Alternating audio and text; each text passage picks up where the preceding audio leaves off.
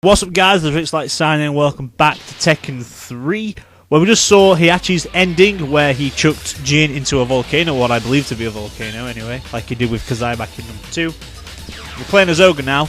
Like I said in at the end of the last video, I said I was going to try tell you my theory on why Heihachi were doing it. This is the reason. In Tekken 7, there is a new playable character where we are able to play as Heihachi's wife. But as when I looked at the Wikipedia, apparently her wife is dead, but the only thing that is alive now is the demon form of his wife, which is the Devil Gene. And because she obviously is the mother for Kazaya, and Kazaya has obtained also the Devil Gene, and considering the Devil Gene might have killed Heihachi's wife, he wants to try and kill the Gene, so he's tried to kill Kazaya, and also trying to kill Jin, considering he also has the Devil Gene. But I think something else is involved here, because Heihachi may also have the Devil Gene, because Jinpachi has the Devil Gene. But he's never possessed it, so he wants to get rid of everyone who's got the Devil Gene, because it killed his wife. Hence why he's not actually that correspondent to Lars Alexanderson or Li Chaolan, because them two are not actual proper birth parents. Well, Heihachi's sons, like the two sons who he's had, like the adopted one, Lee doesn't have the Devil Gene obviously, but his half son, well, he's one of his actual true sons, Lars. He has electric power, but I don't think he has the Devil Gene, which means the Devil Gene mostly came from Kazumi, which is Heihachi's wife. So it's all up in the air on my theory, but it's what I'm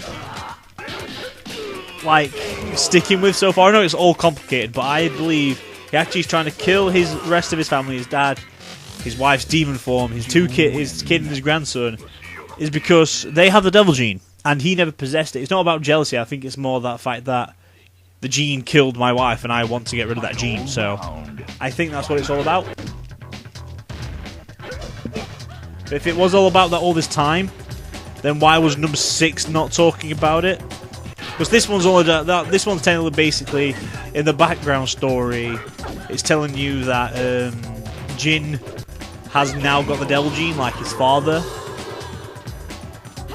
Number 4 is also like some kind of basis on that. I'm not 100% sure, but that's what I'm sticking with so far until more things come to light. Because everyone has their own little story, I guess, in some form of way. It's just hard to figure out whose story is what, because there's a storyline that is basically all evolved around Heihachi. But if you've come to fight of it, why have they made a fighting game out of all this story? For everything, considering final round. That's all there is to it, you see. There's like all these characters, but they have nothing to do with the main storyline apart from a few. Because in number 6 it tells you more about who's on whose side, because there's like a fight between Kazaya and Jin. And I don't know why the fight is there. I really don't know. It might be the fact that Kazaya doesn't have the devil anymore, considering he chucked into a volcano and it made him survive, but he's only got like, I'm only surviving out like Heihachi, so Heihachi and Kazaya might actually be friendly about each other at that point. I don't know. And they want to kill Jin, but I really don't fucking know at all, but we'll find out when number 7 comes out. I'm really excited. I'm really excited for Tekken 7. That's why I've been wanting to play Tekken 3 and all the Tekken games, because my hype for Tekken 7 is there. It's real. I don't know if there'll be hype for Soul Calibur when number 6 comes out. I'll probably play number 2 and 3 a lot because I enjoyed those two a lot. Number 5, I could not stand playing number fucking 5. Number 5 was awful. There was no point in bringing characters from number 4 who had no relevance to the storyline whatsoever. Also, what they also could have done is made it a little bit better for everyone else, in a fact that they shouldn't have had 3 random characters. Like they changed Keela to have random weapons, but all the male weapons. Like they brought back Master Edge, which was brilliant that they brought him back. I think they should have kept him in. But there's no story for why he's here in the new one. So it's like, what's the point bringing all these characters and not explaining why they're here? It's just all over the place.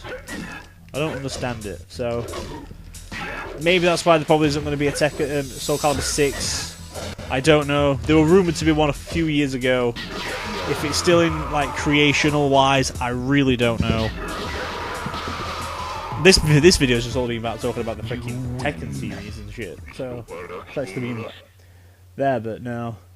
I probably will do games like Guilty Gear, because I like the Guilty Gear games. There's Guilty Gear games to do. There's Blaze Blue I want to play, which I did over on the other channel if you've seen that, the Versus thing. Which is alright, you know? But I want to go through these one-on-one fighting games until there's something else I can replace on these days, which I don't think there will be just yet. You win. I don't know.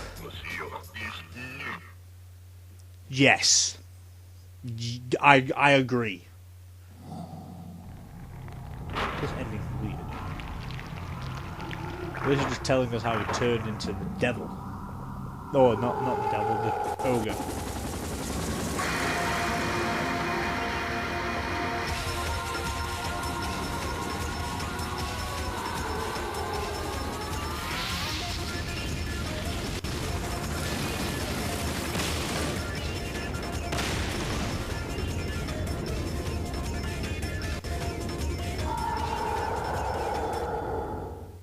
The King of Iron Fist Tournament.